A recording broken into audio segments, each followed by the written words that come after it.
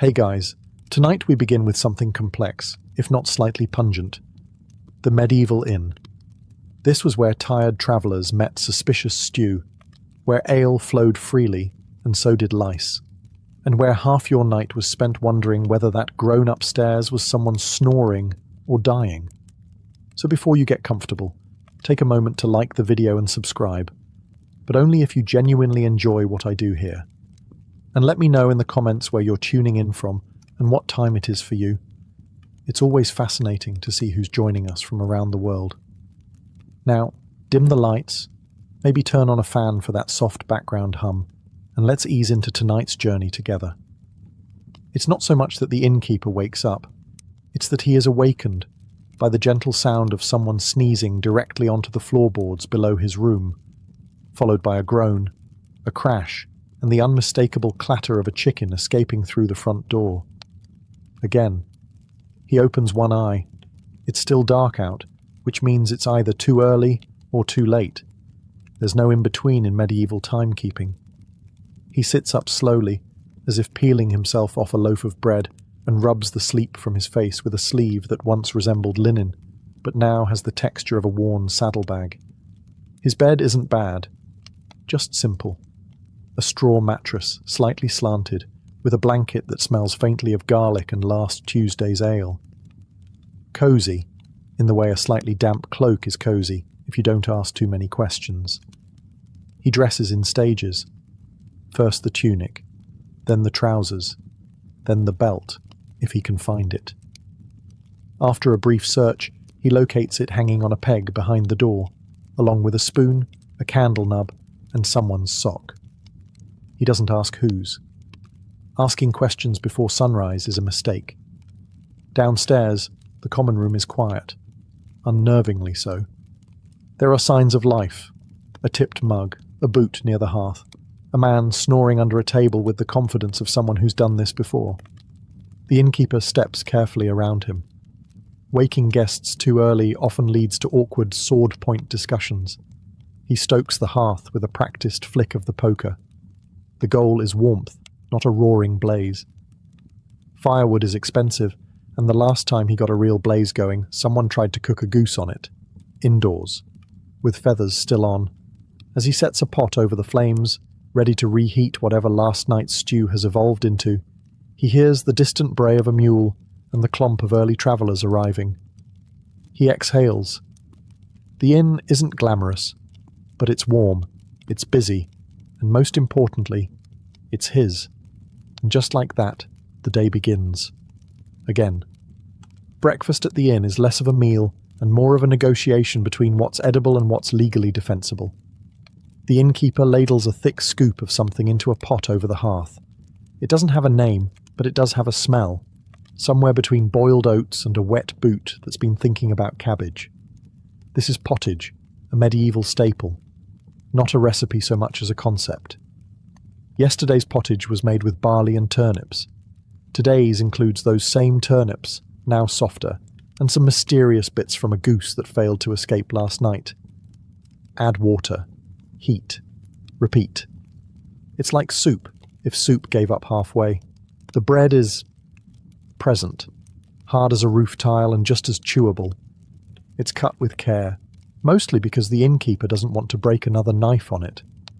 Guests chew it slowly, partly for digestion, partly because there's time to reflect on their life choices between bites. And the ale? Oh yes, breakfast beer. It's not a medieval cliché, it's a necessity.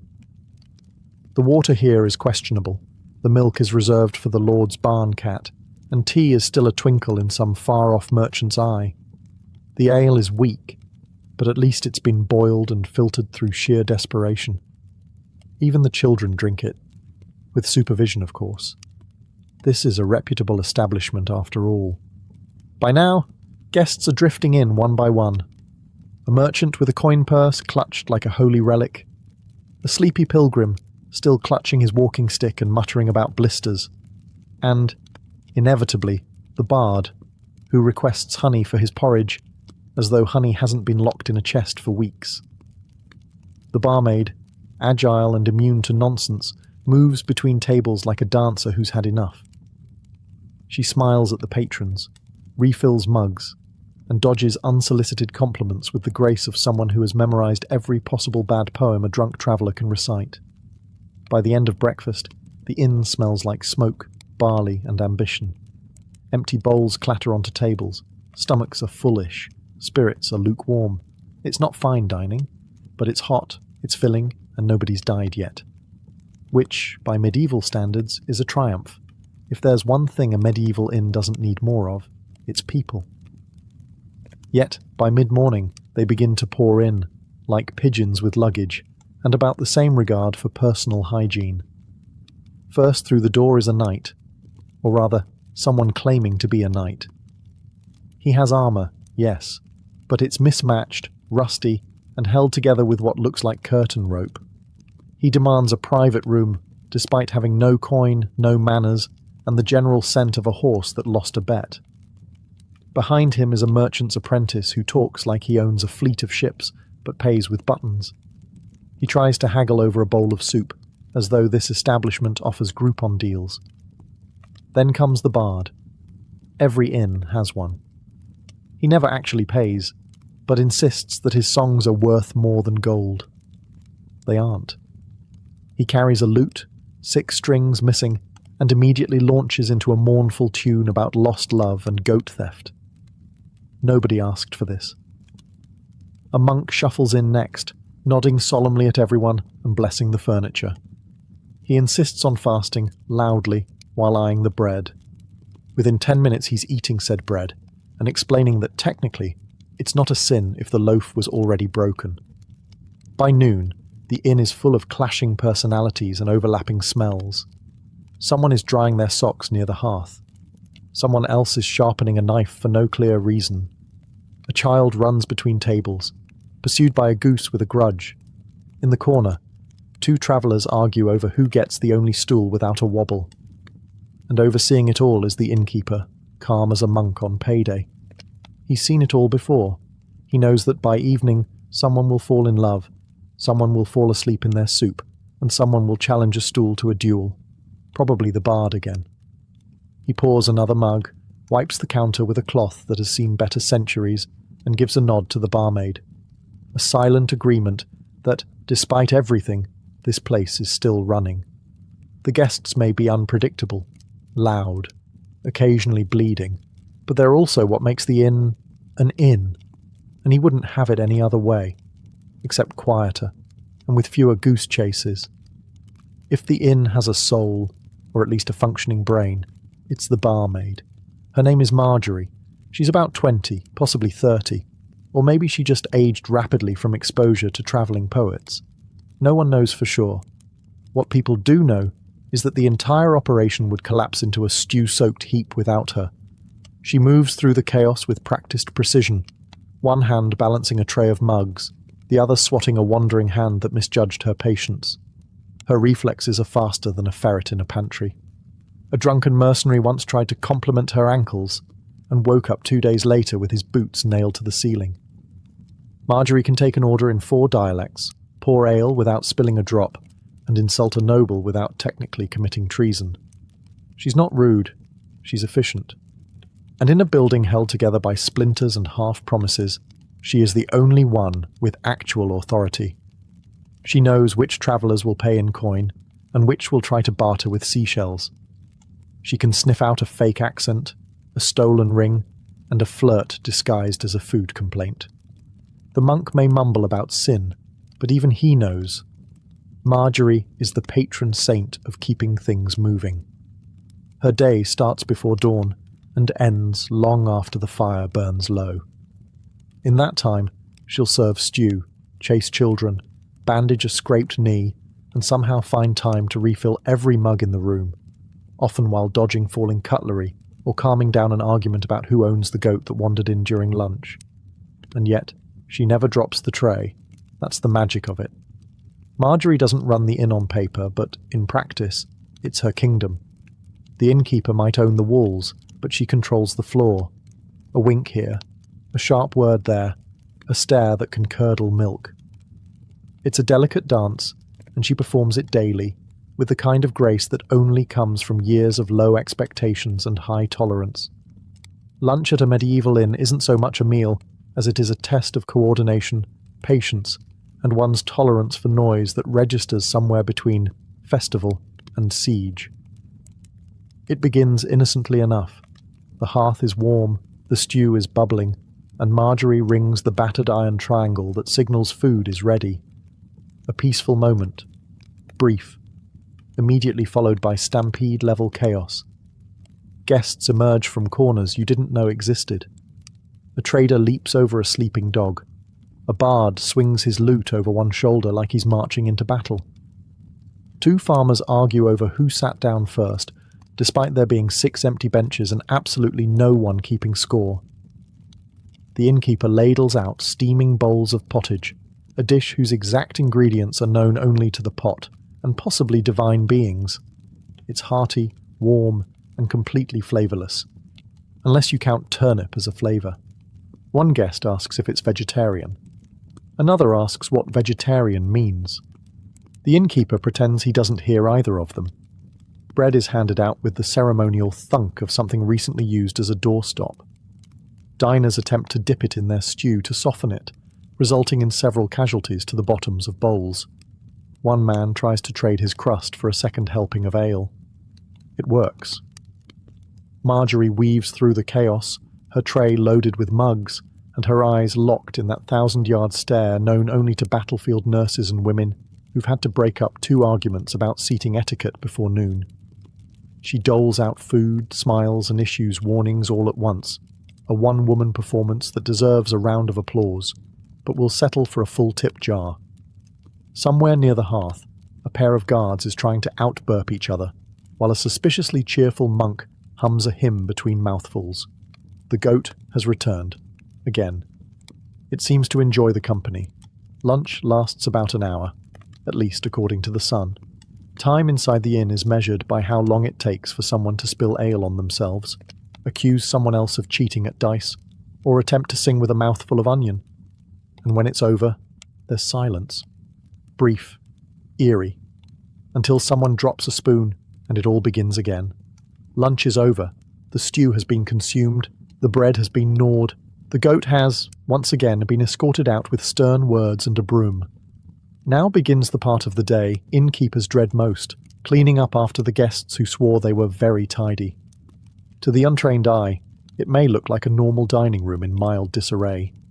But to Marjorie and the innkeeper, it's a full-blown archaeological dig site, complete with mysterious stains, lost personal items, and a deeply unsettling amount of onion peels in places onions should never have been. The wooden tables are wiped down with a cloth that, much like the innkeeper, has seen too much. It doesn't clean so much as smear everything into a nice medieval glaze. The floors are swept, mostly by pushing things under benches and hoping gravity takes care of the rest. A boot is discovered under one of the stools. No one claims it. It's added to the growing pile behind the bar labelled, "Possibly belongs to someone." Marjorie starts collecting dishes with the speed and precision of someone who's done this every day for a decade, and would very much like to stop.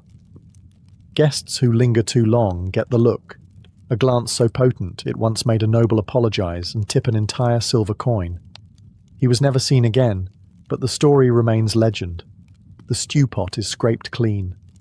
Whatever remains is either fed to the pigs or quietly reincorporated into tomorrow's recipe.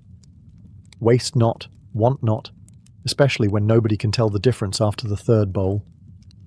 The innkeeper mutters something about washing the mugs, but everyone knows he'll just rinse them in the rain barrel and call it divine purification.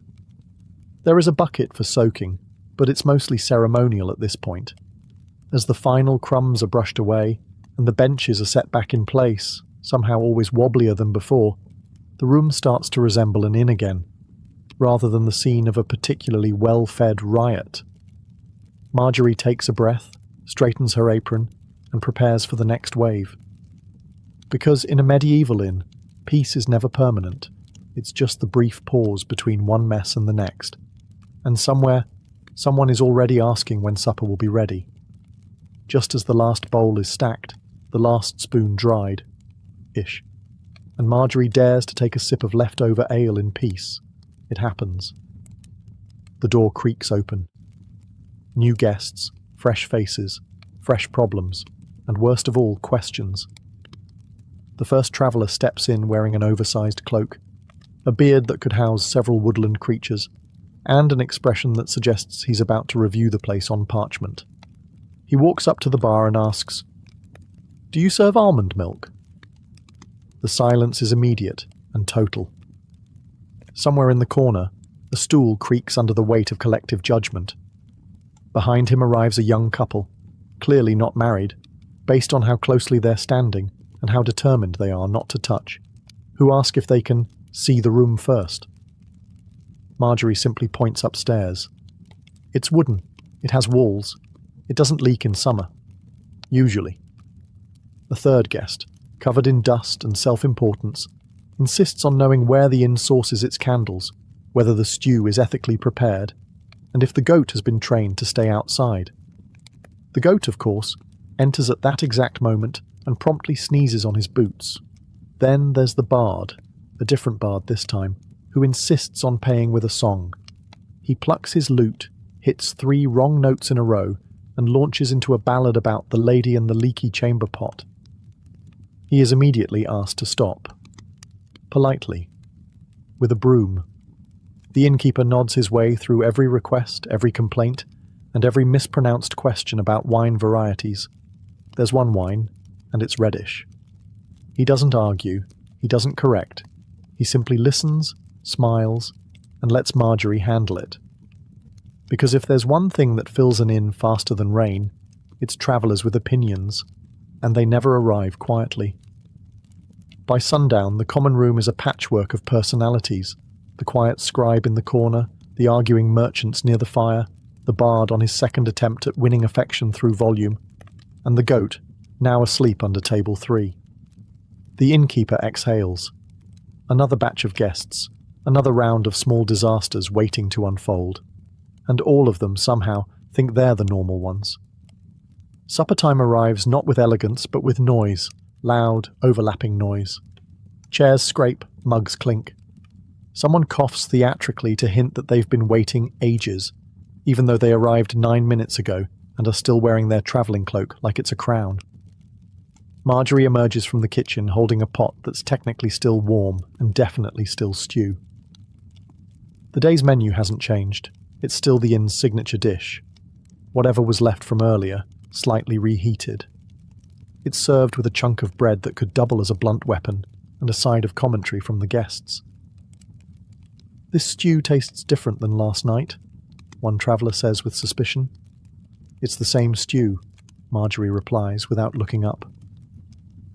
"Oh, well, it's nice," they add quickly, now fearing for their cutlery privileges. The bard, who is still here somehow, offers to perform a song in honour of the meal. He gets through one verse before Marjorie places a ladle in his bowl with a little more enthusiasm than necessary. He gets the message. Over near the hearth, 2 merchants are having a lively debate about grain prices, which is somehow louder than the couple arguing about how many fleas they counted on the bed upstairs. The goat has returned. It is now under the table again, being quietly fed by a child who insists it's his emotional livestock. The stew is filling, the ale flows freely, which helps with how filling the stew is, and despite the occasional complaint about texture, temperature, or the existential ambiguity of the meat, everyone eats. The innkeeper stands behind the counter, polishing a mug that hasn't been truly clean since last harvest, watching his patrons with the expression of a man who has accepted his fate. He knows that in about an hour, someone will spill something. Someone else will fall asleep mid-sentence, and the bard will try again. He always tries again. But for now, the room is loud, messy, and very much alive, which is, if nothing else, a sign of success. Because in a medieval inn, supper doesn't need to be good. It just needs to arrive without catching fire. As the last spoon clinks against the bottom of a bowl, and guests begin to lean back with the satisfied groans of people who survived another round of stew, the real show begins. Evening entertainment, loosely defined. There is no scheduled program, no flyers, no host with a lute and a schedule. The evening simply unfolds the way all great performances do, with no structure, limited talent, and a strong chance of mild injury. The bard, of course, seizes the moment. He clears his throat dramatically, plucks 3 uncertain strings, and announces a ballad titled "The Fair Lady of Festerwell Who Married a Troll." Half the room cheers, the other half groans, the goat sneezes. His voice is enthusiastic. The lyrics rhyme occasionally. The innkeeper pours himself a mug of ale and drinks deeply, the way a man does when he knows there are still 6 verses to go, and at least one of them will involve sock theft. Meanwhile, at the far table, 2 old friends are trying to best each other in a slurred riddle contest. The rules are unclear. One of the riddles might actually be a recipe. A nearby monk politely covers his ears and starts humming psalms at a volume typically reserved for church bells. The dice come out next. Wooden, chipped, and possibly blessed, or cursed. Opinions vary. A small crowd gathers as bets are made using coins, buttons, a very old pair, and one man's left shoe. Nobody questions it. The pair's value is disputed. Marjorie circles the room like a falcon with excellent hearing. She's watching for trouble, spilled ale, and anyone who looks like they're about to stand on a table. She catches the bard mid-step, just as he tries to perform a dramatic gesture on a bench leg that clearly wasn't designed for theatre. In the corner, a shy traveller shyly produces a flute. It produces 3 lovely notes before the goat headbutts him. Applause all around. Evening entertainment at the inn isn't polished, rehearsed, or even entirely legal in some towns. But it's real. It's loud. And it almost always ends with someone snoring into their mug, or waking up with a new tattoo drawn in soot. There is no official closing time at the inn. There's no bell, no lights out announcement, and certainly no polite usher guiding guests toward the door. No. Closing time is more of a gradual societal collapse. It begins when the bard finally loses his audience. This usually happens when he forgets the lyrics to the final verse and replaces them with dramatic throat noises.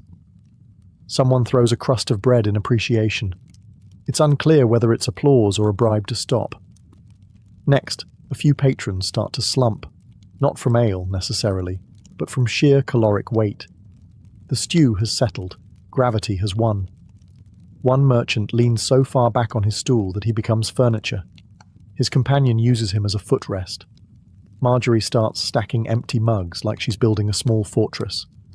She doesn't say much, just raises one eyebrow, which in the language of innkeeping means wrap it up or start sweeping. There's always one guest who insists on ordering something after the hearth has gone dark. Tonight, it's a peddler who thinks a light snack means a full roast duck. He is given bread, a look, and a firm suggestion to chew slowly and sleep sooner. The goat, ever present, has curled up by the embers. It is technically not allowed indoors, but at this point, it's paid more attention during story hour than half the humans, so exceptions are made. The innkeeper begins his rounds. He pokes at the dying fire, checks that no one has passed out face down in the stew pot, again, and gently nudges a snoring traveller off a table and onto a bench. A professional move learned through years of subtle repositioning. One couple heads upstairs, bumping into every visible surface. They will, by morning, complain about the noise. The irony is noted and filed away for later passive-aggressive amusement. Eventually the room empties, not all at once, but in soft, wobbly waves, like a tide of cloaks, yawns, and the occasional hiccup. The chatter fades, the laughter dies down. The inn grows quiet. Sort of. A mug rolls off a table. Someone upstairs drops a boot. The goat sighs deeply. But for now, the worst of the day is over. The guests are asleep, or at least horizontal and no longer speaking. Climbing the stairs in a medieval inn is an act of faith. Not spiritual faith, structural. The steps creak, groan, and occasionally shift underfoot like they're considering early retirement. But for the weary traveller, upstairs means one thing: a place to collapse. The rooms vary. Some are private, if you're wealthy or convincingly loud about it. Most, however, are shared, dormitory-style arrangements where strangers sleep mere inches apart, and everyone pretends not to hear anything. The beds are wooden frames stuffed with straw and dreams. Blankets, if you're lucky. Pillows, only if you brought your own, or creatively folded your cloak. And yes, the straw rustles. Constantly. Sometimes because it's dry, sometimes because something inside it is also trying to sleep. Snoring is inevitable. Someone always starts within moments of lying down. Not light, adorable snoring. We're talking medieval snoring, the kind that echoes off wooden beams and makes you question if there's a wild boar in the rafters. One guest tosses in his sleep, another talks. One hums a hymn through his nose, which is deeply unsettling. Privacy, as a concept, does not exist. You can pull your cloak over your head, but that only muffles the sounds of someone in the next bed loudly discussing dreams involving fish and taxes. Someone else keeps getting up to check on the stew, which is just code for needing the chamber pot, located discreetly behind a curtain that fools no one. Speaking of which, yes, the chamber pot. It's there. It's full. It's everyone's problem. It's also someone's footrest until they realise their mistake too late. Occasionally, someone stumbles in after dark, unsure of which bed is theirs and prepared to argue about it. Arguments are brief, muffled by exhaustion, and typically settled by whoever has the larger boots or stronger odour. And yet, despite the noises, the smells, the suspicious straw, and the shared air, there's something oddly comforting about it. A dozen people, all from different places, sleeping under the same crooked beams, snoring in harmony. Upstairs isn't peaceful, but it's safe, warmish, and with luck, mostly free of goats, which at this hour of night counts as luxury. It's late. The fire has burned down to glowing embers. The common room is finally still, except for the occasional creak, the kind that makes you wonder if the building is settling, or if something alive is navigating the beams. Either way, it's time for the innkeeper's midnight patrol. This ritual isn't written anywhere, but every innkeeper knows it. It involves a candle stub, an exhausted sigh, and a silent prayer that no one has died, started a fire, or sleepwalked into the pantry again. The tour begins downstairs. The benches are mostly empty. The mugs are half drunk, half spilled, and possibly fermenting into something new. A spoon floats in the ale barrel. The innkeeper doesn't want to know how or why. He checks the doors, front and back, both bolted. Probably. Maybe. The front one tends to swing open during high winds or emotional conversations. He props a bucket in front of it just in case. Behind the counter, he counts the coins from the day's trade. Most of it is real currency. Some of it is buttons, carved bones, and, once again, that same old pair. He places it in the undecided value bowl. Next stop, upstairs. He tiptoes like a man sneaking through a nest of mildly drunk wolves. Each floorboard betrays him with a creak louder than the last. Behind one door, someone snores with conviction. Behind another, someone mumbles about taxes in their sleep. He peeks into the shared room, a sea of limbs and cloaks. One guest is sleeping upside down. Another has tucked themselves under the bed, like a human storage box. The chamber pot is full, as always. Then comes the weird part of the patrol. Things that shouldn't be moving. A broom has fallen over. Again. The candle flickers, despite no draught.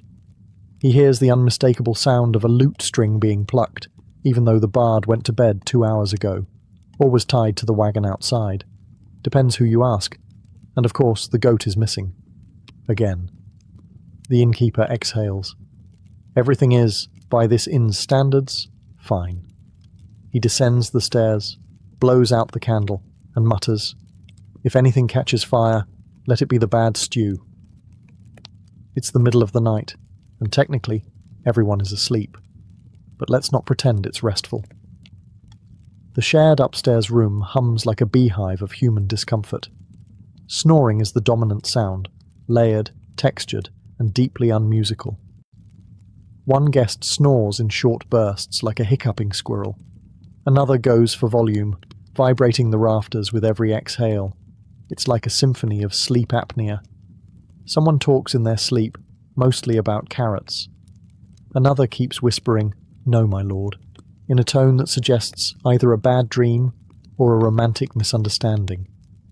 A boot falls with a thud onto the floor. Nobody moves. Not even the goat, now snuggled beneath someone's cloak like it owns the place.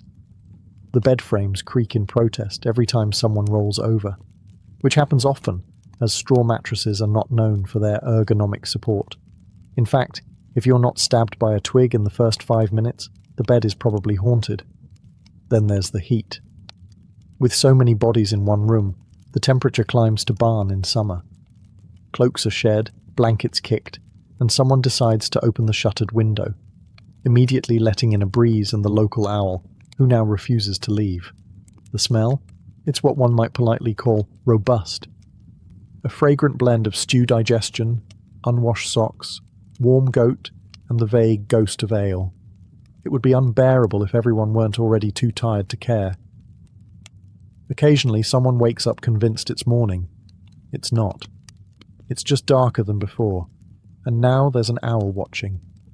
They stumble out of bed, step on someone's hand, and are shooshed back into place with a grunt. Marjorie sleeps in the back room, ear trained to pick up anything alarming. Raised voices, sudden crashes, or lute music after hours. So far, so good. Mostly. And downstairs, the innkeeper snoozes behind the bar in a chair shaped exactly like his spine. He holds a mug he didn't finish. He dreams of silence. He will not get it. Because in a medieval inn, sleep comes in short shifts, shared spaces, and suspicious warmth. But still, everyone's horizontal. That's considered victory. At the first hint of light, that faint, murky grey that could be dawn, or just an optimistic moon, the inn begins to stir, not gracefully, more like a barn full of animals that have realized someone forgot to lock the door. Feet hit the floor with varying degrees of commitment. Someone groans dramatically, as if waking up was unexpected and entirely unfair. Another guest immediately begins searching for their missing boot. It's on the hearth. No one knows how. The goat does, but he's not telling. The shared room empties in waves. The early risers, merchants, monks, and anyone with a guilty conscience, creep out first. They leave behind a mess of wrinkled blankets, muddy footprints, and one still sleeping traveller who insists, even in dreams, that he didn't touch the cheese. Downstairs, the innkeeper is already awake.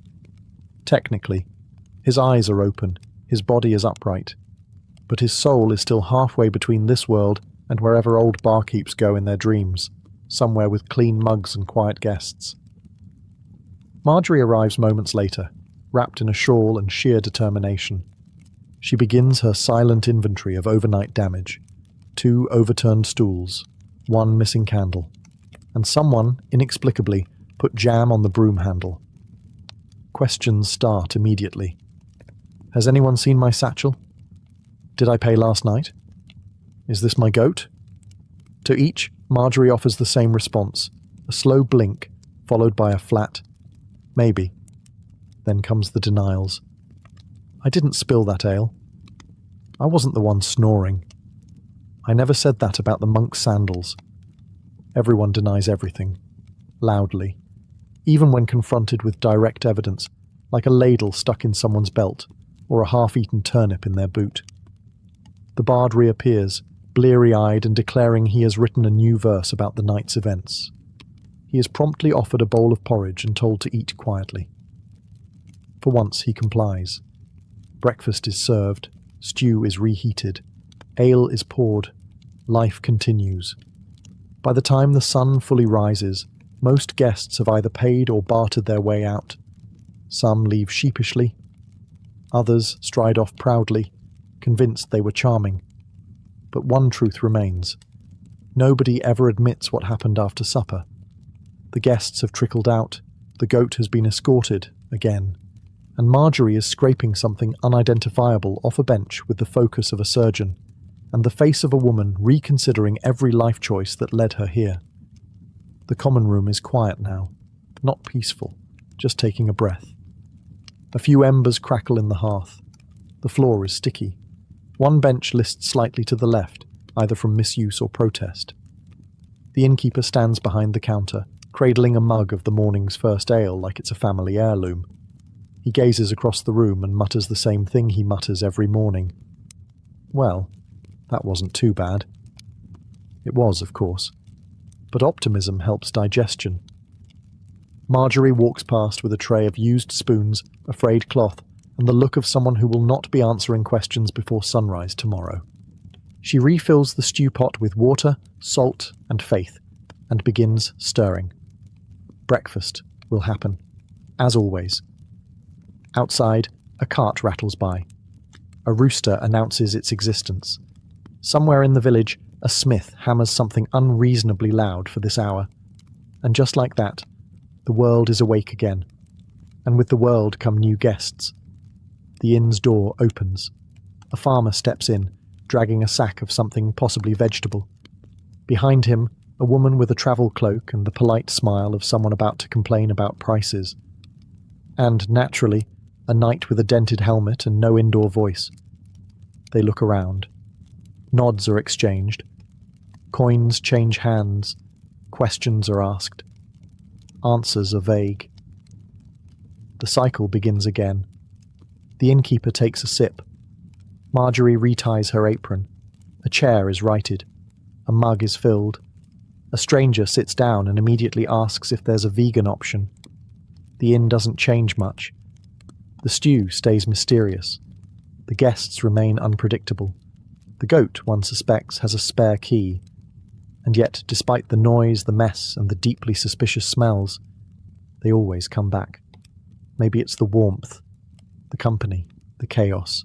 Or maybe, just maybe, it's the only place in town where your mistakes get swept up with the crumbs, and nobody asks questions before breakfast. In the early 1600s, the Dutch Republic was about the size of a pancake, and just as flat. But don't let geography fool you. This modest patch of reclaimed swamp was about to punch far above its weight. While the rest of Europe was busy stabbing each other over religion and whose king had the shinier boots, the Dutch quietly built an empire of light, money, and oil paint. It started with a revolution. Spain had been bossing the Netherlands around for decades, waving the Catholic flag and squeezing taxes out of every fish and tulip bulb. But by 1648, after nearly 80 years of kicking and screaming, the Dutch finally declared, "We're done." And just like that, they were free. What followed was less of a national plan, and more of an entrepreneurial free-for-all. Imagine Silicon Valley, but everyone wears wooden shoes and invests in herring. Amsterdam became the Wall Street of Europe. Its ports were crowded with ships headed to Asia, Africa, the Americas, anywhere with goods to trade or people to exploit. The Dutch East India Company, basically the Amazon Prime of the 17th century, made fortunes off nutmeg, porcelain, and let's not forget, colonization. But the real twist, while their ships were hauling cinnamon across oceans, back home people were reading newspapers, sipping beer, and watching their neighbours get immortalized in oil by guys named Rembrandt and Vermeer. These painters didn't just make portraits, they made legends. Vermeer captured quiet, intimate moments, lit like divine cinema. Rembrandt gave old men and biblical figures more drama than a reality show. Art wasn't just for kings anymore. Merchants wanted portraits too. Even butchers could afford a nice still life with a pig's head and a lemon. Tasteful. And then there were the tulips.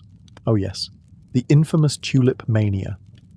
A brief but spectacular episode where people sold entire houses just to own a flower bulb. One bulb. The market crashed harder than a drunk sailor. But by then, the Dutch had already established their reputation.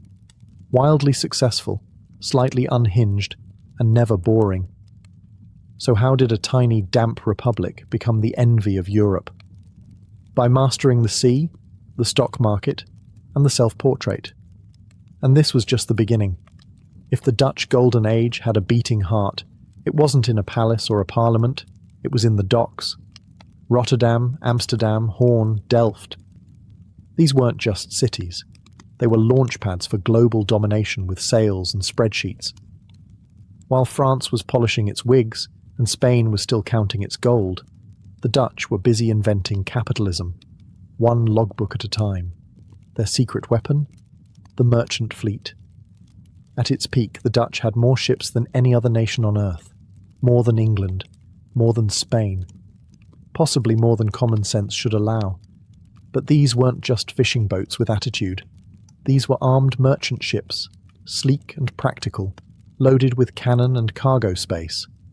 They carried everything: silk from China, spices from Indonesia, sugar from Brazil, and occasionally a cannonball to the face if pirates showed up. The Dutch East India Company, also known by its terrifying acronym VOC, was the world's first multinational corporation. Shareholders, stock markets, dividends. Yes, it was capitalism before it was cool, or even ethical. The VOC did whatever it took to protect profit. Fortresses, private armies, and let's not sugarcoat it, some rather ruthless colonial tactics. The spice trade wasn't just cutthroat, it was decapitation-friendly. And while the VOC was ruling the East, the West India Company was handling things in the Atlantic. Think sugar, rum, and slavery. The Dutch involvement in the transatlantic slave trade was not just incidental. It was systemic, calculated, and profitable. The same country commissioning paintings of milkmaids was also trading human lives on a ledger. The Golden Age had a deeply tarnished underside. Yet amid this brutal efficiency, the Dutch also brought a kind of order to global trade. Their ships sailed on set routes, their cargoes were catalogued, their ports were clean, secure, and shockingly well insured. If there was ever a nation that could ship tulips, cheese, and gunpowder in the same boat without confusing the labels, it was the Dutch. They weren't just navigating oceans, they were navigating economics. While other countries sent explorers, the Dutch sent accountants with muskets. Their empire wasn't just built with swords, it was built with balance sheets. And somehow, amid the maritime hustle, their little republic kept thriving. Next, we zoom into the velvet-lit world of Vermeer, where everyday life became eternal. While Dutch ships hauled goods across continents and trading companies turned quarterly profits into golden chandeliers, something else was happening, quietly, almost silently, in the towns and homes of the Dutch Republic. A girl poured milk. A woman laced her pearls. A letter was read in silence beside an open window. And with every mundane moment, a man named Johannes Vermeer turned ordinary life into eternal poetry. Vermeer wasn't the most famous painter of his day. In fact, he wasn't even the busiest. He produced a grand total of about 35 known works. That's less than what Rembrandt spilled on the floor during a single bad week. But what Vermeer lacked in volume, he made up for in radiance. His paintings are calm, composed, and eerily luminous, like someone painted sunlight holding its breath. What set him apart? Precision, detail, and a near mystical understanding of light. The interiors he painted weren't just backgrounds, they were characters. You could almost hear the creak of the wooden floors and the ticking of a clock, and that's the secret of the Dutch Golden Age. While the outside world raced forward, artists like Vermeer captured the sacredness of slowness. Of course, Vermeer's magic wasn't performed in a vacuum. This was a society that adored images. The average Dutch home in the 17th century had more paintings on the walls than forks in the kitchen drawer. Landscapes, portraits, still lifes, ships, cows, and a generous number of dead fish arranged on tables. They loved it all. Why? Because this was a middle-class country. Merchants, bakers, and brewers had money and taste. They didn't want cherubs floating in clouds. They wanted something that looked like their world, but slightly better lit, and the painters delivered. Dutch art became an industry, fast, detailed, and refreshingly local. But back to Vermeer. His works weren't flashy or political. They didn't shout. They whispered. And in those whispers were volumes about intimacy, solitude, and the quiet drama of domestic life. He painted what was often overlooked and made it unforgettable. In the next chapter, we'll step out of these golden-lit rooms and into the streets of a booming republic. Because outside Vermeer's windows, an economic experiment was brewing that would both dazzle and implode. The infamous tulip mania. Picture this. You walk into a pub in 1636. You're just a regular Dutch citizen, maybe a baker or a cheese merchant. A man next to you offers to sell you a tulip bulb.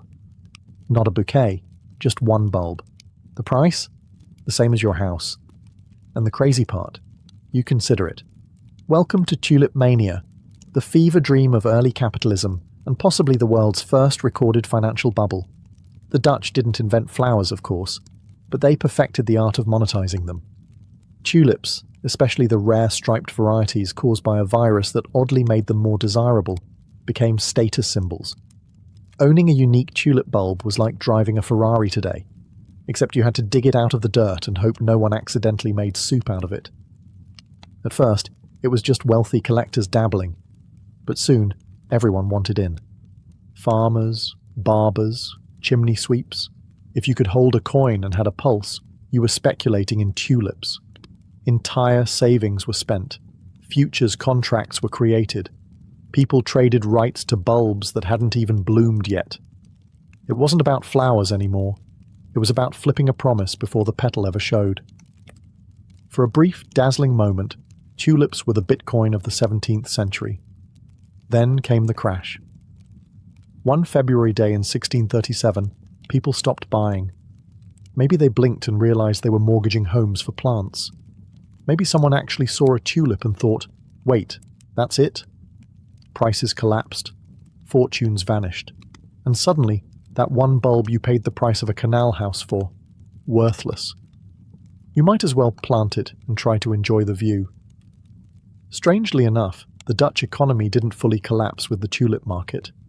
It was embarrassing, yes. There were lawsuits. There were public sermons about greed and vanity. But the Republic shrugged, dusted off its doublets, and moved on. It wasn't their last brush with speculative mania, just the prettiest one. Tulip mania became a moral tale about hubris, irrational markets, and the human tendency to chase beauty until it bites. But while the bulbs rotted, the Dutch spirit didn't. Because just around the corner, the Republic was building a cultural empire on books, maps, and ideas. And that's where we head next. While tulips were being traded like gold, and Vermeer was busy painting women doing very quiet things near windows, something else was quietly blossoming in the Dutch Republic. The mind. The Dutch didn't just ship goods, they shipped ideas. And in the 17th century, that was dangerous business. Let's start with printing presses.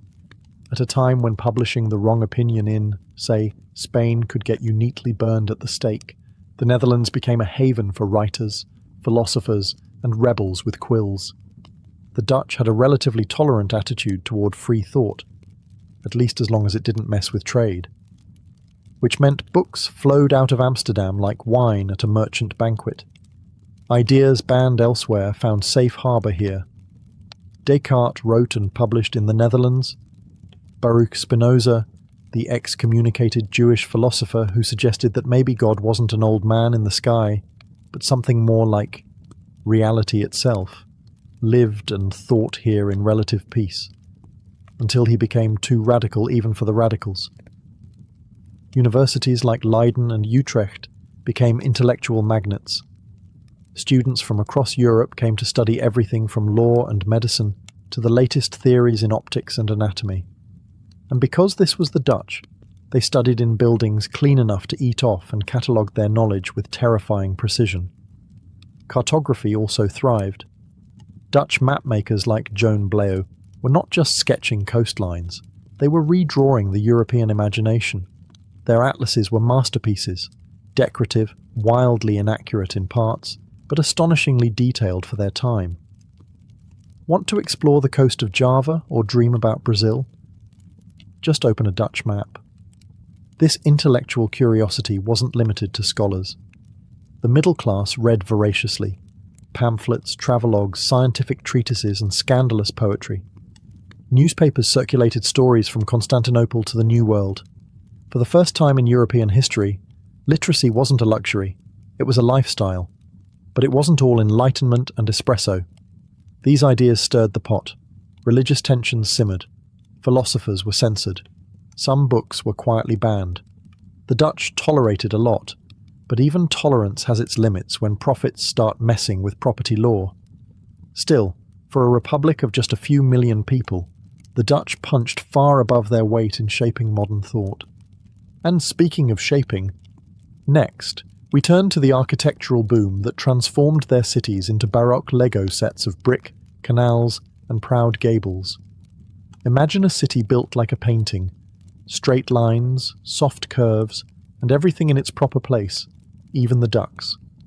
That was Amsterdam in the 17th century, a masterpiece of urban design brought to life by engineers, merchants, and a stubborn refusal to let water win.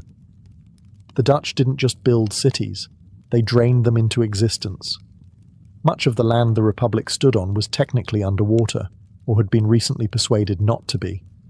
With dikes, pumps, and sheer willpower, the Dutch reshaped their world. Where other nations saw swamp, they saw potential real estate. At the heart of this watery miracle was the canal ring of Amsterdam, known as the Grachtengordel. It was elegant, efficient, and about as close as urban planning gets to poetry. Concentric canals carved the city into districts. Goods moved by boat, not cart.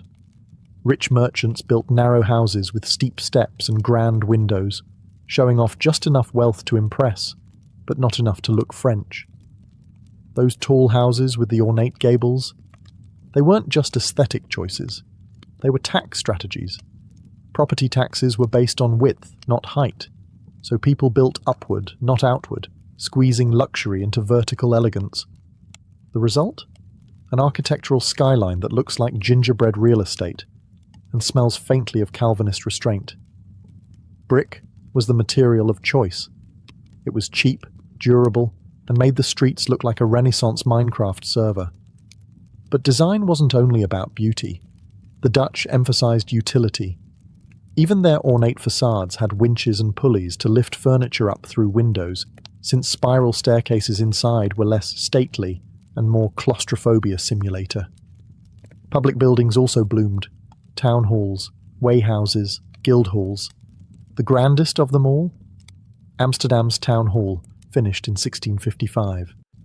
It was so magnificent that Louis XIV reportedly called it the eighth wonder of the world, and promptly copied it, as was his habit.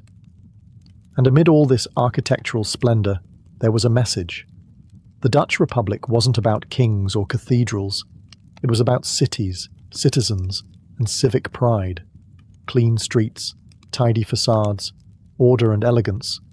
This was a built environment that reflected a national mindset, precise, practical, and quietly proud. But beneath this order, tensions simmered. Political divisions, religious strife, and international rivals were gathering. In the next chapter, we dive into the conflicts, internal and external, that would test the very seams of this golden republic. For all its brilliance, the Dutch Golden Age wasn't some utopia of harmony and polite cheese tasting. Behind the tulips and oil paintings lay a republic built on tension, political, religious, and increasingly military. First, the politics. The Dutch Republic wasn't really a republic in the modern sense. It was a jigsaw puzzle of provinces, each jealously guarding its rights like a toddler hoarding snacks. The real power lay with the wealthy merchant class in cities like Amsterdam and Leiden. These men weren't nobles, but they had the money to pretend. At the top of the political pyramid was the stadtholder, usually from the House of Orange, a military leader with just enough power to make everyone nervous. Think of him as a monarch with a disclaimer. Some provinces liked him, others liked him less. The result? A constant tug-of-war between centralized leadership and provincial independence.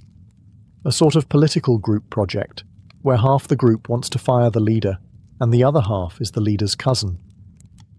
Religiously, the Dutch had technically broken with Catholicism, but that didn't mean unity. The Calvinists were in charge, and they weren't exactly famous for their open-mindedness. Other Protestants, Jews, and Catholics were tolerated-ish, as long as they didn't cause a fuss, build big churches, or throw parades. Publicly, everything was orderly. Privately, it was tense. Internationally, the Dutch were suddenly a major power, and the old guard didn't like that. The English, once their Protestant pals, now saw them as economic rivals. Cue the Anglo-Dutch Wars, a series of naval brawls where both sides lost ships, pride, and occasionally their tempers. The Dutch held their own thanks to admirals like Michiel de Ruyter, who was equal parts pirate, strategist, and national hero. He once sailed up the Thames and stole the English flagship for fun. But warfare is expensive. Maintaining fleets, defending trade routes, and bribing neighbours not to attack. All this added strain to a delicate system. And while the Dutch could juggle commerce, culture, and colonies, they couldn't juggle forever. The cracks in the Golden Age had begun to show, not in the art or the architecture, but in the very system that built it. Next, we'll visit the twilight of this era and ask, how does a Golden Age end? With a crash? A war? Or simply a yawn from history? Golden Ages don't typically end with explosions. More often they fade, quietly, awkwardly, like a party where the best guests have already left and someone just knocked over the wine. The Dutch Republic in the late 1600s wasn't collapsing. It was sighing. The signs were subtle at first.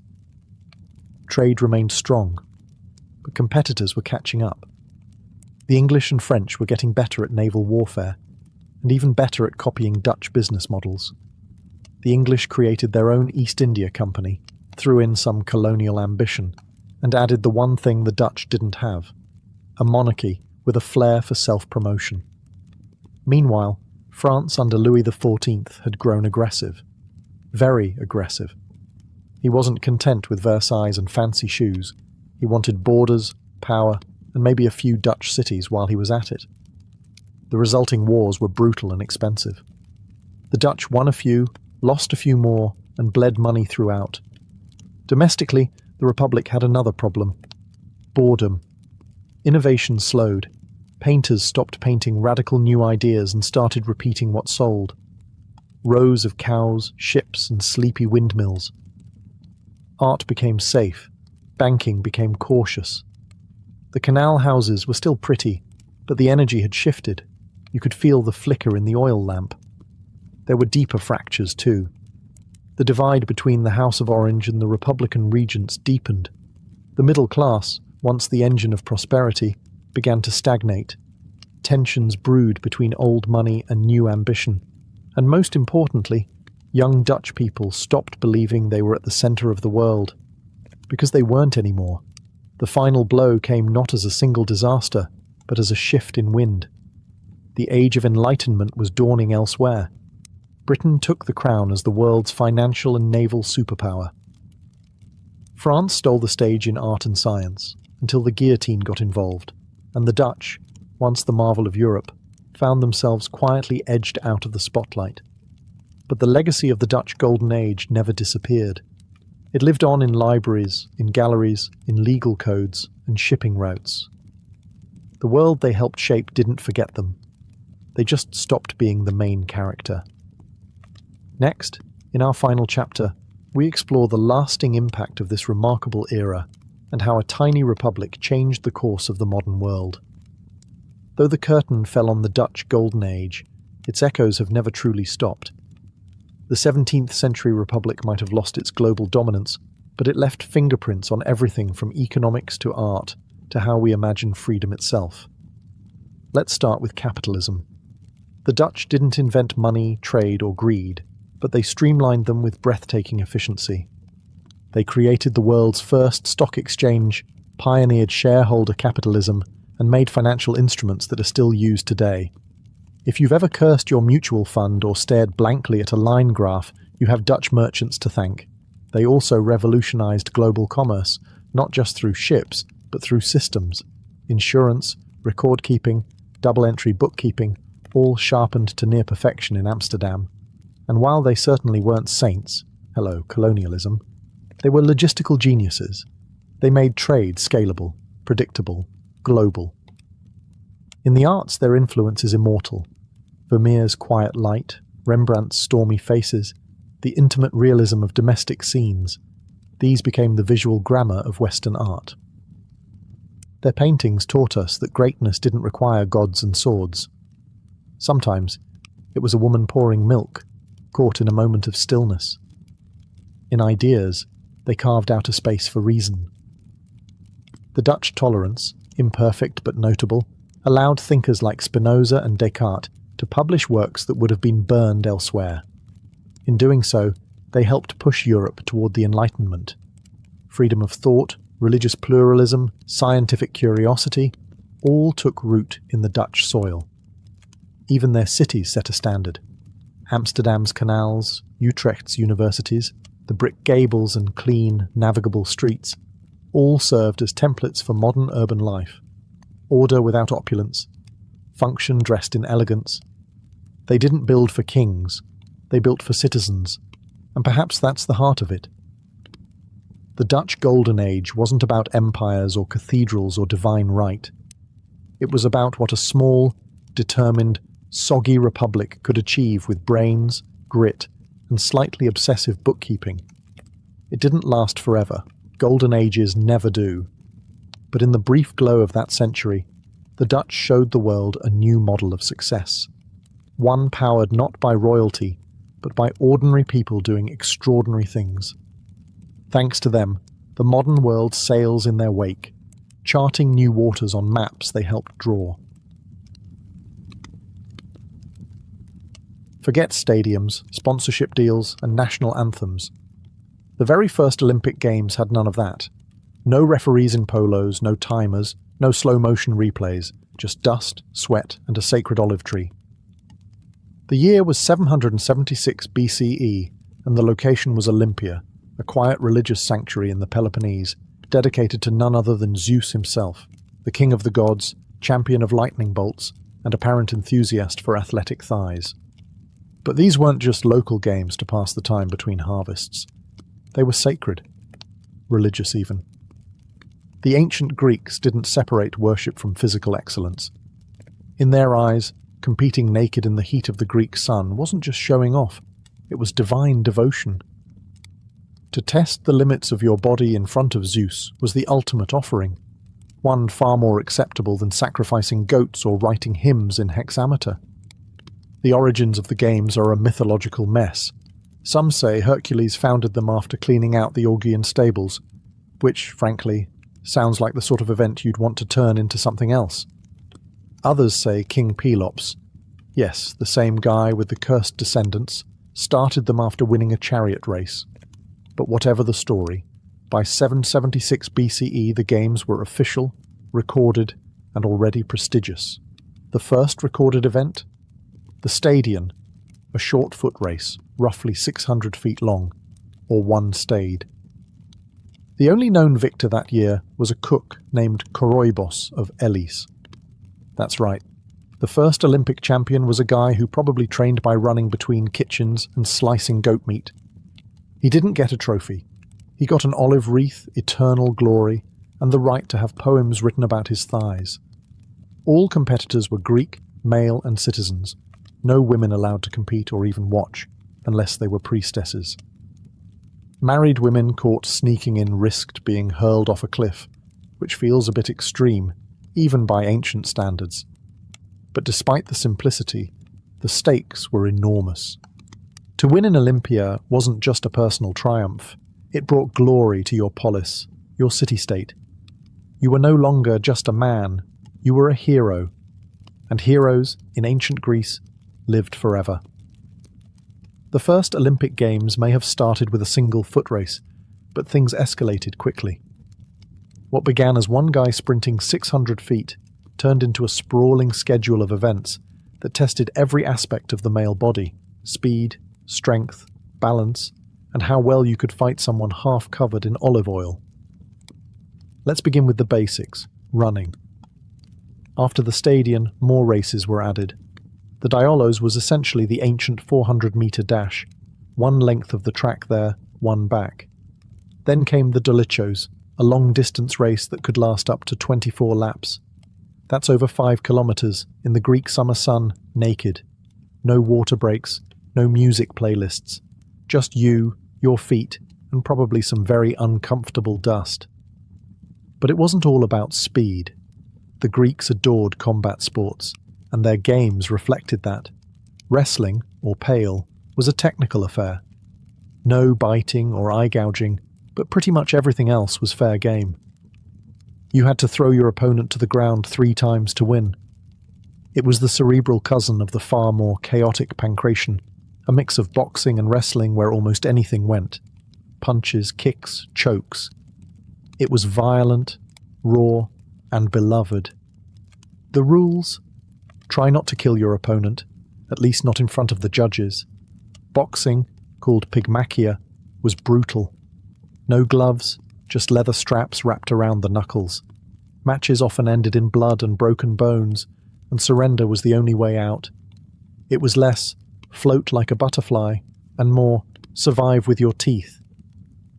Then there was the pentathlon, a 5-event spectacle for the ultimate all-rounder. It included running, wrestling, long jump, javelin, and discus. The long jump was done with weights called halteres, supposedly to add momentum, which sounds more like a tripping hazard than an athletic boost. And finally, chariot racing. Held in the hippodrome, it was fast, dangerous, and occasionally fatal. The interesting twist? The owners of the horses won the prize, not the drivers. So, some aristocrat could pay a stable boy to risk his life for glory, and still take home the olive wreath. Classic. Each event pushed men to their limits, and sometimes past them. But they weren't competing for gold or money. They were chasing something even more valuable in ancient Greece: kleos, eternal fame.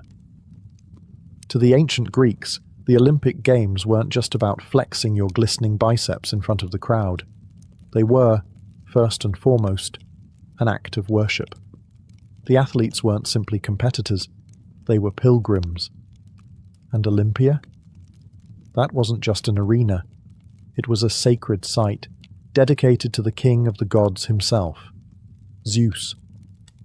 Nestled in a lush grove called the Altis, Olympia was more temple than stadium. Before a single race was run or a discus was hurled, the sacred atmosphere had to be honoured. The most important structure? The Temple of Zeus, a colossal Doric masterpiece that once housed a gigantic ivory and gold statue of the god, sculpted by Phidias. It was one of the 7 wonders of the ancient world, and yes, it absolutely loomed over the games like a divine referee. The rituals began days before the competitions. Athletes took oaths before a statue of Zeus Horkios, Zeus of the Oaths, swearing not to cheat, bribe, or bite during wrestling. Breaking that vow wasn't just poor sportsmanship, it was sacrilege. Cheaters were fined, and their penalties paid for bronze statues of Zeus that lined the entrance path, eternal reminders of their shame. And then there were the sacrifices. Lots of them. Dozens of bulls were slaughtered at the altar of Zeus. The smoke, the chanting, the blood. It was all part of a massive communal offering. The meat was cooked and shared among spectators and priests, turning the games into a sacred barbecue on a divine scale. Fire was central to the ceremony. A sacred flame, believed to have been lit by the rays of the sun, burned at the altar of Hestia. This tradition inspired the modern Olympic flame, though thankfully without the animal sacrifice. Spectators, athletes, judges, they didn't just come for sport, they came for religious renewal, for a chance to witness divine favour manifest through human excellence. The air was thick with incense and anticipation. Winning meant Zeus himself had smiled upon you. Losing meant... Well, maybe you didn't pray hard enough. And at night, with the contests done and the altars still warm, Olympia glowed with music, feasting, and philosophy. It was worship, festival, and spectacle, all in one. If you were dreaming of participating in the ancient Olympic Games, we hope you were Greek, male, and very, very nude. The Games were sacred, prestigious, and about as exclusive as a Spartan wine club. The rules, strict. The requirements, intimidating. And the list of those allowed to compete, very short. First and foremost, athletes had to be freeborn Greek men. Not slaves, not foreigners, not even women. The Olympics were a showcase of Greek masculinity in all its oiled-up glory. Competitors came from city-states across the Greek world: Athens, Sparta, Corinth, Rhodes, and beyond. But only if they could prove their Hellenic bloodline. Citizenship was more than paperwork. It was a birthright, and without it, you weren't setting foot on that track. And then there was the nudity. Competing nude was standard. Why? For one, the Greeks believed the human body, particularly the male body, was the physical expression of divine perfection. Also, it made cheating harder. No secret weapons, no armor, and no hiding behind flashy gear. Just you, your muscles, and maybe a very unfortunate sunburn. Training wasn't optional. Athletes had to prove they'd been preparing for 10 months prior and undergo a final month of supervised training at Olympia itself. This wasn't a casual pastime. It was a brutal regimen of running, grappling, and tossing heavy things until you resembled a marble statue, minus the helpful plinth. Now, about women. They were banned from competing and, in most cases, from even watching. A married woman caught attending could be thrown off Mount Typaeon. Exceptions were made only for unmarried women, particularly priestesses like the priestess of Demeter, who had front-row seats as part of her religious office. But don't worry, women had their own games. The Heraean Games, honouring the goddess Hera, with foot races for girls and young women. Fully clothed, of course. Age categories existed: boys, youths, and men. But you still had to be ready to take a punch from someone twice your size. And there were no weight classes. Wrestling a guy the size of a temple column. Tough luck, kid. Zeus decides the outcome. In the end, the games were as much a mirror of Greek society as they were of athletic prowess. Proud, patriarchal, and meticulously regulated. To the casual observer, the ancient Olympic Games might seem like a wholesome celebration of athleticism and divine devotion. But beneath the laurel wreaths and wrestling matches was something far more strategic: politics. Because in ancient Greece, everything was political, including who could throw a discus the farthest. The Games offered the perfect opportunity for the often fractured Greek city-states, the polis, to meet, compete, and engage in the ancient equivalent of international PR. Athens might build temples, and Sparta might train soldiers, but Olympia? That's where they showcased national identity. Winning an event didn't just glorify the athlete, it glorified the polis he came from. One man's victory was a billboard for his hometown superiority. City-states even funded and trained athletes as a matter of prestige. These weren't amateurs jogging in from the olive grove. They were finely tuned instruments of civic propaganda. Victories were immortalized in poems, statues, and elaborate public ceremonies. Entire cities would give free meals for life to Olympic victors, because nothing says, "You represent our greatness," like unlimited wine and lamb chops. But the Olympics weren't just for flexing muscles, they were for flexing alliances. Political leaders used the Games as a diplomatic platform. Treaties were discussed, marriages were negotiated, even military campaigns were timed around the sacred truce that accompanied the Games. Ah yes, the Olympic truce, or ekacheria. This was a formal agreement that all Greek states would cease hostilities during the Games, so athletes and spectators could travel safely to Olympia. In theory, it was a moment of pan-Hellenic peace. In reality, it was more of a polite suggestion. Some wars did pause. Others simply ignored the memo. Sparta, naturally, was banned from the Games at least once for being too war-happy. Monuments and dedications at Olympia were also politically charged. Cities that won battles or gained wealth often built treasuries or statues to flaunt their success. The sanctuary became a kind of ancient leaderboard, a literal arms race in marble. Even cheating had political consequences. If an athlete was caught bribing an opponent or falsifying citizenship, their city's reputation suffered. And in the high-stakes world of Greek rivalry, that was nearly as bad as losing a war. Becoming an Olympic athlete in ancient Greece wasn't a matter of signing up and hoping for the best. It was a brutal, lifelong commitment. Equal parts devotion, self-denial, and a surprising amount of sand in your undercarriage. You didn't just show up at Olympia ready to run, you had to prove it. And before you even got close to the track, you were expected to survive months of punishing preparation. Athletes trained at the gymnasium, a Greek institution that was part fitness center, part temple, and part philosophy class. The word gymnasium literally means place to be naked, which tells you most of what you need to know. Training was conducted in the nude, not for shock value, but because the Greeks believed in celebrating the human form as a vessel of divine strength. Each city had its own gymnasia, but serious Olympic hopefuls travelled to Elis, the city that administered the Games. There, under the watchful eyes of officials and trainers, they endured a mandatory 30-day trial before the Olympics. No distractions, no wine, no excuses, just relentless exercise and a diet that would make modern athletes weep. Barley bread, figs, cheese, and lots of olive oil, rubbed on the body, not eaten. The trainers, called paidiatribes, weren't gentle. They pushed their athletes through wrestling drills, sprinting routines, javelin throws, and strength exercises. The Greeks had no patience for slackers. If you couldn't keep up, you were out. And they meant it. Judges actually disqualified contestants before the Games even started if they didn't meet the physical standard.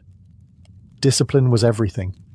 No gym memberships, no protein shakes, no fans cheering you on from Instagram. Just the grind. Ancient athletes endured punishing heat, strict diets, and grueling repetition, all for a fleeting moment of glory, and maybe a lifetime of free meals if they won. And it wasn't just about the body. The ideal athlete was expected to have a sound mind, too. Gymnasia were also places of learning, where future champions discussed philosophy, ethics, and the meaning of arete, excellence in all things. To compete in Olympia was to pursue perfection, not just victory, not just strength, but to become something closer to the gods.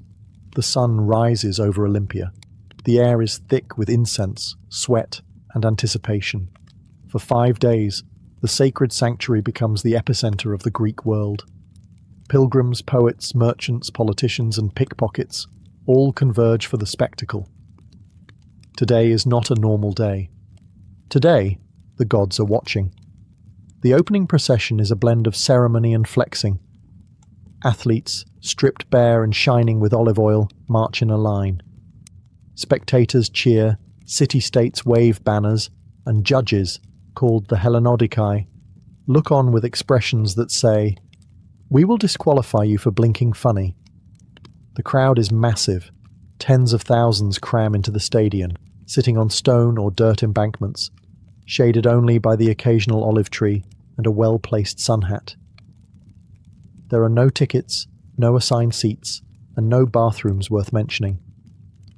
What there is, however, is noise, lots of it. Shouts of support, jeers at rivals, vendors hawking wine and honey cakes, and philosophers grumbling about the decline of morals. Then the trumpet blares. The events begin. Runners launch from their marks with no starting pistol, just a loud shout and the tension of 1,000 eyes. Wrestlers grapple in the sand, slipping in the oil and kicking up dust. Chariots race dangerously around hairpin turns in the hippodrome, where crashes are frequent and occasionally fatal. And the pancration? That's where things get downright primal, choking, twisting, punching, all in front of Zeus. Winners are crowned immediately after their events with an olive wreath from the sacred tree of Olympia. No medals, no podiums, just a loop of branches and the roar of the crowd. But the glory? Eternal. Victors are celebrated like war heroes back home. Their names are etched in stone, their likeness carved in marble, and if they're lucky, a poet like Pindar will immortalize their deeds in verse. Long, dramatic, and extremely flattering verse. And through it all, the divine presence lingers. Offerings are made. Bulls are sacrificed. The gods are thanked. Because every leap, throw, and sprint isn't just for fame. It's an offering, a prayer made with muscle and grit. The games are over. The dust settles. The crowds pack up their amphorae and head home. But for a select few, those crowned with an olive wreath, life is never the same again. In ancient Greece, Olympic victory wasn't just an athletic achievement. It was a full-blown life upgrade. Winning in Olympia meant you didn't just beat other men. You had pleased the gods. And that kind of divine favour came with serious perks. Victors returned to their polis as heroes. Statues were raised in their honour. Poets sang their praises in verses so flowery they could outshine the gardens of Aphrodite. Some cities gave their champions front-row seats at public events. Others offered free meals for life, a far better prize than a medal, especially in a world where dinner wasn't guaranteed. Wealthy patrons lined up to sponsor you. Families arranged better marriage prospects. Children were taught your name in school. And if you were from a small town, you might find your face carved on local coinage, your abs immortalized in bronze. But with fame came expectation. Olympic victors weren't allowed to vanish into obscurity.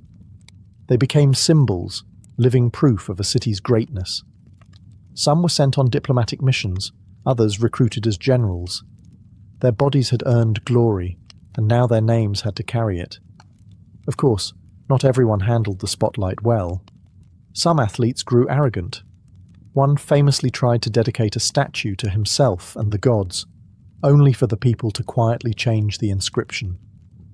Others tried to cheat in later games, thinking their reputation would protect them. Spoiler: it didn't. Those caught bribing opponents or lying about their citizenship were fined, humiliated, and sometimes had their names wiped from records. But for the honest few, the reward was kleos, immortal fame. In Greek culture, kleos was the golden ticket. The chance to be remembered not just by your children or your city, but by history itself. If you died young, your name lived on. If you lived long, you became a mentor, a legend, maybe even a myth. And that's what made the Olympic Games more than sport. They were a forge for legacy. For over 1,000 years, the Olympic Games blazed like a sacred flame, held every 4 years without fail, even through wars and plagues. From 776 BCE onward, generation after generation of Greeks gathered at Olympia to honour the gods, chase glory, and maybe throw a javelin farther than anyone else. But even sacred traditions aren't immune to time. By the 4th century CE, the Roman Empire had swallowed the Greek world. The games continued under Roman rule, but the original religious meaning began to fade. Romans enjoyed the spectacle, gladiators, chariots, public blood sports, but the idea of sport as divine devotion didn't translate as well when your emperor thought he was a god. Then came a final blow. In 393 CE, Emperor Theodosius III, recently converted to Christianity, banned all pagan festivals.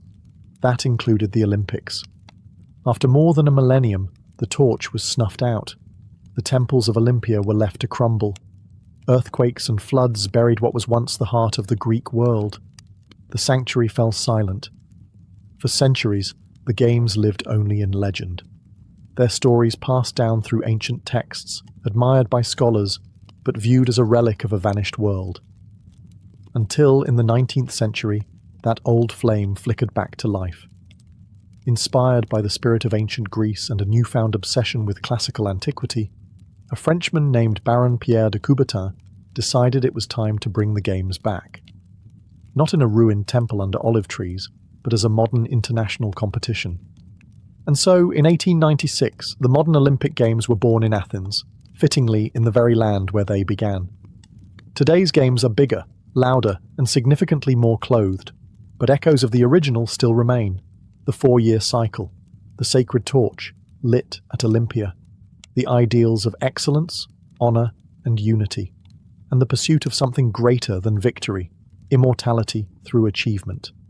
From nude runners in dusty fields to televised gymnastics and synchronized swimming, the Olympic journey has never been linear, but it's always been human, messy, glorious, and ever-evolving.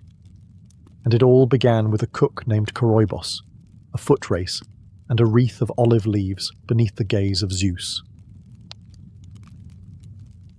The year was 1791, and the United States was less a country and more a very expensive experiment. The revolution had been won, but the war had left behind a mountainous debt. The fledgling government, operating under the shiny new constitution, was broke, and the question on everyone's mind was, who's going to pay for this? Enter Alexander Hamilton, the nation's first Secretary of the Treasury, who didn't just love strong financial systems, he worshipped them. Hamilton believed the key to national strength lay in federal authority and sound fiscal policy. His plan? Consolidate state debts under the federal government, establish a national bank, and, here's the kicker, raise revenue through taxes. And not just any taxes, a federal excise tax on distilled spirits, better known as the whiskey tax. To Hamilton, it made perfect sense. Whiskey was widely produced, widely consumed, and, let's be honest, drank like water in many parts of the country, especially on the frontier where clean water wasn't always guaranteed. Taxing whiskey was like taxing sunshine. You could count on it. But out on the western frontier, particularly in western Pennsylvania, farmers had other ideas. Many small-scale farmers didn't just drink whiskey, they made it. They turned excess grain into liquor because it was easier to transport, preserved well, and could be used like currency. Whiskey was liquid gold, literally. And now, the federal government was reaching deep into their pockets to take a cut. Worse yet, the tax disproportionately hit small distillers, the very people scraping by with homegrown copper stills and a handful of corn. Large producers could pay a flat fee. Small farmers, they had to pay per gallon, and that felt like punishment by the bottle. To these men, this wasn't just a tax, it was a betrayal. The revolution had been fought over taxation without representation, and here was a distant government in Philadelphia telling them how to run their stills. Some called it tyranny, others called it familiar. The seeds of rebellion were planted, not in the halls of Congress, but in log cabins and backwoods taverns, where the talk turned from frustration to defiance, and all over whiskey. To understand why Western farmers exploded over a whiskey tax, you have to understand the frontier mindset. Life west of the Alleghenies wasn't just hard, it was practically medieval. Roads were muddy trails, news took weeks to travel, and government was a rumour from a far-off land called Philadelphia. The whiskey still in the barn wasn't just a hobby, it was survival. Whiskey wasn't merely a drink, it was a currency, a commodity, and a cultural cornerstone. A gallon of corn whiskey could buy nails, pay wages, or trade for a pig. Taxing it felt like taxing breath itself. And the federal excise tax. It hit small producers hardest, those who couldn't afford the lump sum flat fee large distillers paid. Instead, they were taxed by the gallon, down to the last drop. So farmers resisted, not with paperwork, but with pitchforks and muskets. At first it was low-key civil disobedience. Tax collectors were ignored, forms were left unfiled. But then came the intimidation.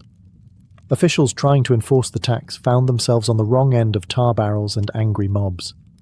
In western Pennsylvania, resistance turned especially fierce. Collectors were harassed, threatened, or outright attacked. One was stripped, whipped, and left in the woods with feathers in his hair, a frontier fashion statement with a clear message: go home. The federal courts issued subpoenas. No one showed. Marshals tried to deliver them. Locals ran them off. By 1793, it wasn't a protest anymore. It was open non-compliance, spreading across counties like spilled mash. What made it worse? Most of these people had fought in the Revolution. They had shed blood for independence, and now they were being taxed by a federal government that felt eerily similar to the monarchy they'd overthrown. "Didn't we just do this?" was the unspoken and sometimes shouted sentiment. To them, Hamilton's tax was proof that the government didn't represent them. They saw Eastern elites lining their pockets while the frontier paid the price. The whiskey tax wasn't just unpopular. It was a symbol of everything they feared about centralized power. And all the while, the government watched with increasing concern. What began as law-breaking was starting to look a lot like rebellion. By 1794, what began as scattered defiance had evolved into something far more serious, organized, armed, and determined.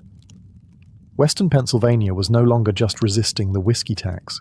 It was actively challenging the federal government's right to govern at all.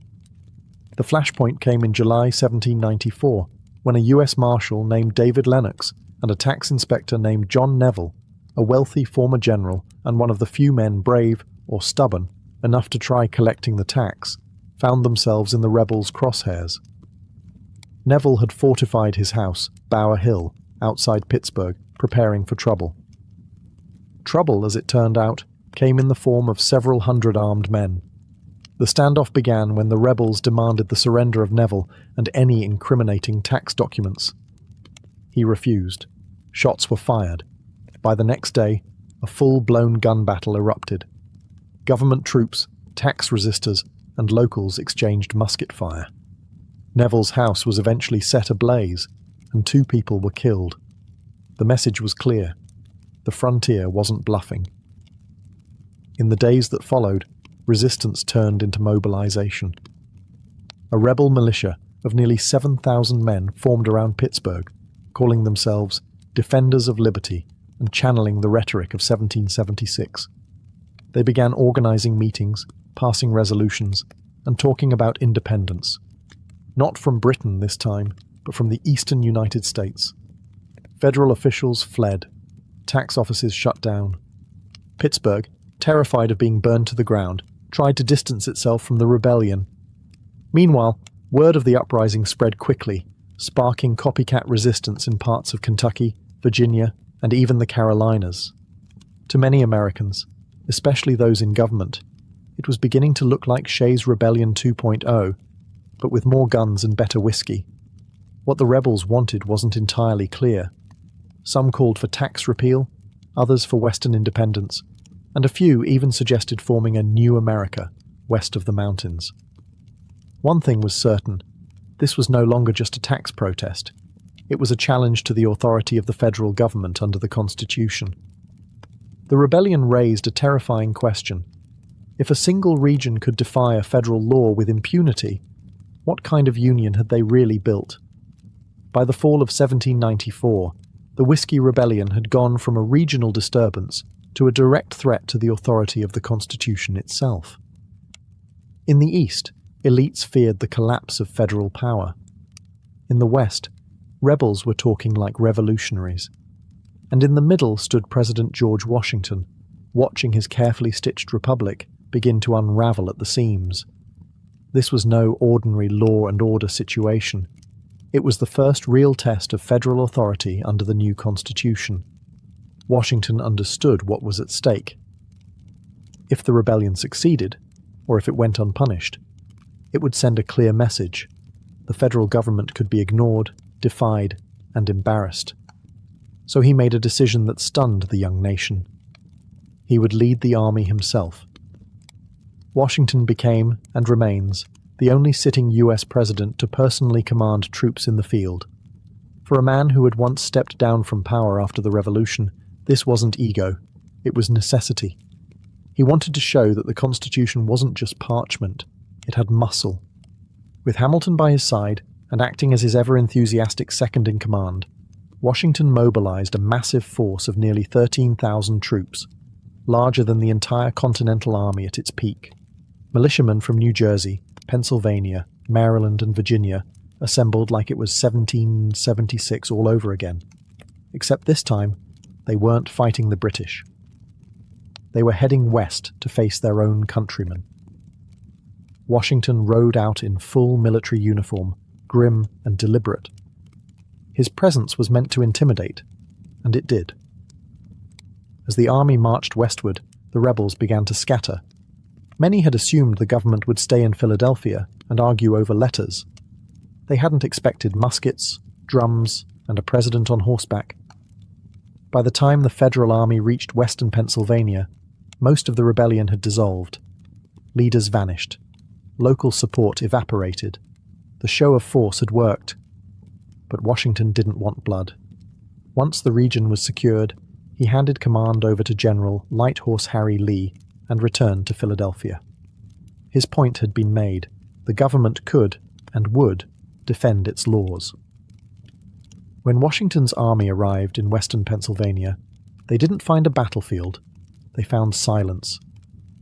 The rebel militias had mostly vanished into the hills, and towns that once brimmed with fiery anti-tax sentiment now greeted federal troops with suspiciously polite smiles. The rebellion hadn't ended in bloodshed. It had ended in a retreat. But justice still had to be served, at least symbolically. Over 150 suspected rebels were arrested, many of them more confused than combative. Some were rounded up for simply being in the wrong tavern at the wrong time. The federal government wanted to show it meant business, but it also needed to avoid looking like a tyrant cracking down on poor farmers. It was a delicate balance. In the end, only 2 men were convicted of treason. Both had participated in the attack on Neville's estate at Bower Hill, and were found guilty under the newly minted US laws. And then, in a twist that perfectly captured the political complexity of the moment, Washington pardoned both of them. Why? Because Washington knew something most revolutionaries turned presidents must eventually learn. Sometimes unity matters more than punishment. He had made his point. The law had been defended. The Constitution had held firm. Executing a couple of whiskey rebels might have turned them into martyrs, or worse, reignited the flames of resistance. Instead, Washington extended mercy.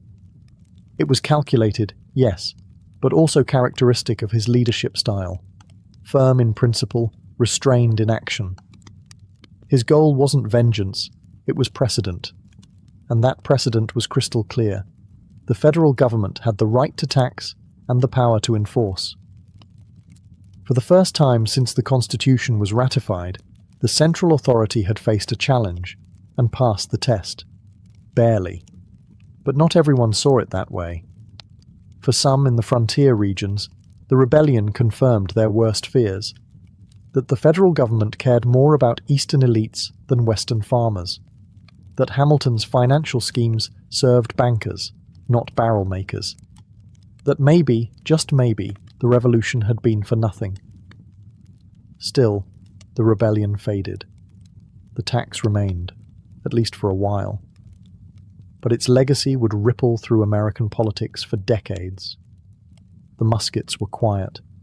The rebels had dispersed.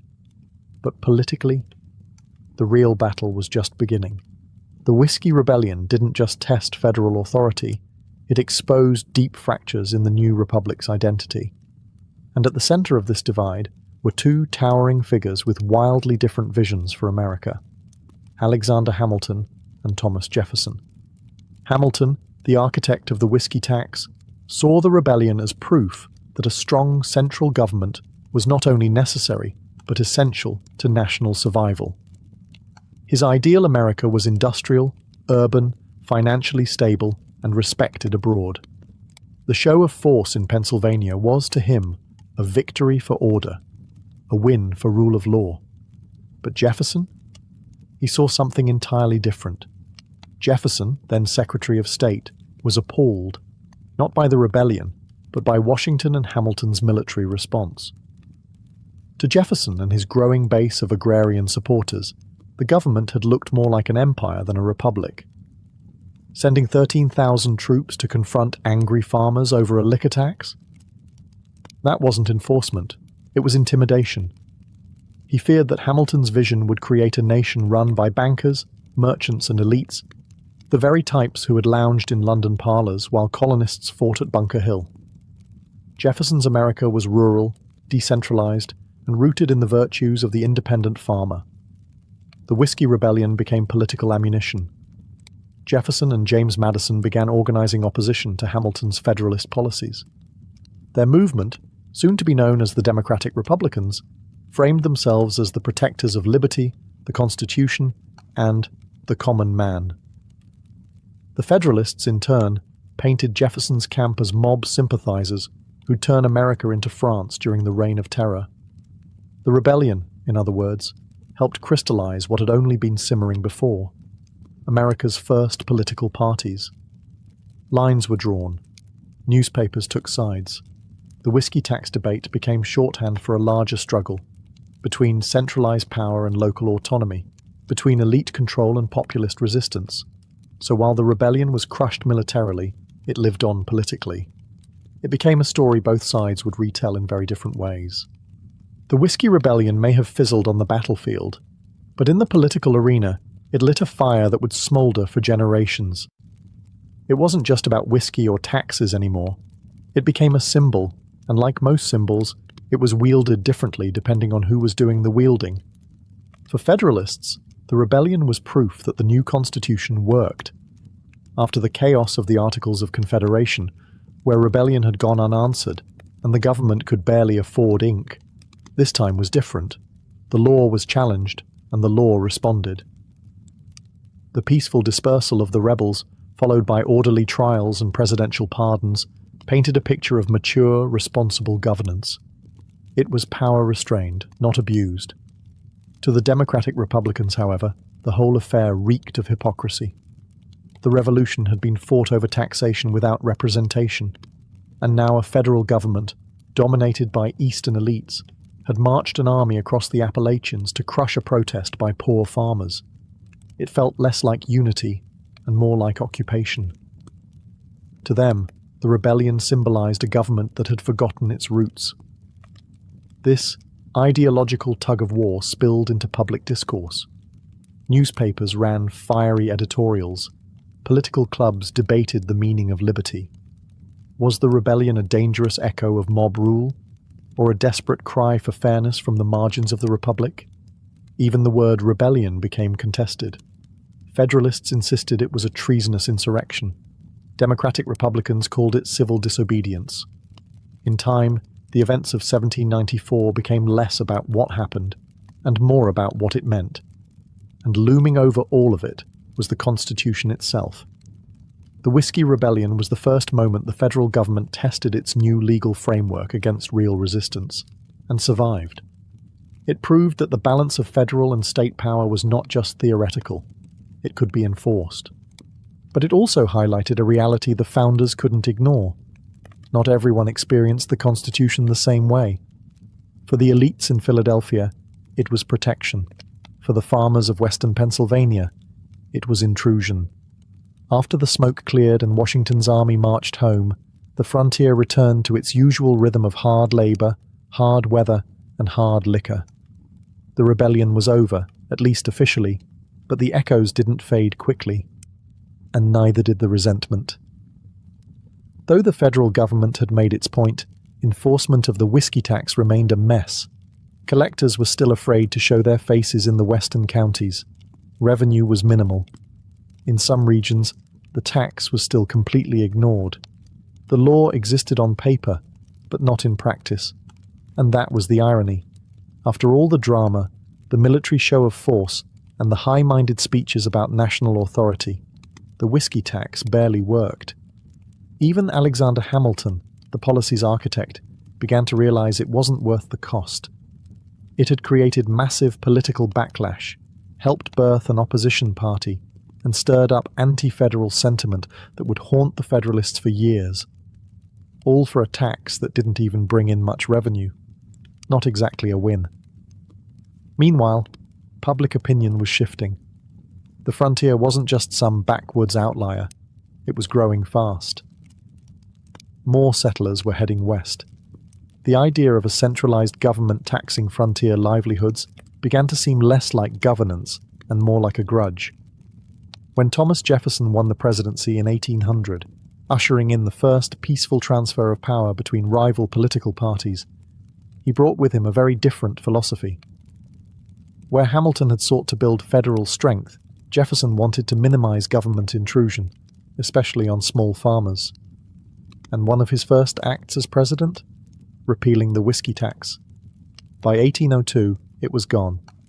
Just like that, the controversial tax that had sparked rebellion, shaped early political identity, and sent George Washington riding into battle, disappeared quietly with a few strokes of a pen. No riots, no flames, just a quiet admission that sometimes power isn't worth the fight. The law had held, yes, but the people had spoken too. And for all its symbolism, the whiskey tax ultimately proved how fragile federal authority could be when it ignored the lives of those on the margins. In our final chapter, we'll reflect on the long-term legacy of the Whiskey Rebellion and how it still echoes in today's debates over government power and protest.